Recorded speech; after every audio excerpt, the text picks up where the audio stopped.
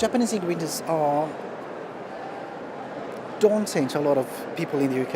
Okay, and we have this worry that we might not be able to use them, we don't may be able to incorporate them in our cooking. But so my mission with my objective with I'm writing a cookbook called Japanese Larder, bringing Japanese ingredients into everyday cooking, is basically making people like ourselves to use those ingredients in our everyday cooking. So it's kind of demystifying this kind of idea that it's impossible to cook, to use them on everyday cooking. There are many ingredients that work really well in a Western kind of setup.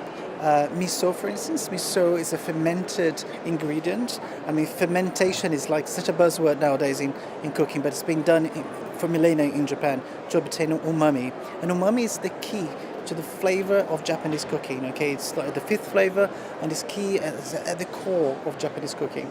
So miso is one of those ingredients that are fermented and are full of umami. So and you can use umami you can use miso to so many things. Of course we heard of miso soup, but we can use miso as a seasoning for pork ribs, for barbecuing. We can use it as a marinade for fish, for grilling, like the salmon miso or black cod. Even in desserts, like the white type of miso, it's kind of from Kyoto region. It's white and it's sweet and savory at the same time, so it kind of lends itself really well for desserts too. I would like people to be curious about those ingredients. There's just so many of them that we can incorporate. The idea behind this is like if we think of post-war Britain, the late 1940s, early 50s, and ingredients like garlic, olive oil, and Parmesan cheese, they were like unfamiliar to us at the time, and they were like the work of people like Elizabeth David, who went to the continent and discovered those ingredients and brought them back to us.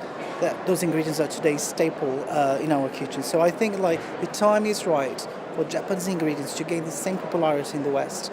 And I think we're here for that. We're striving to do just that.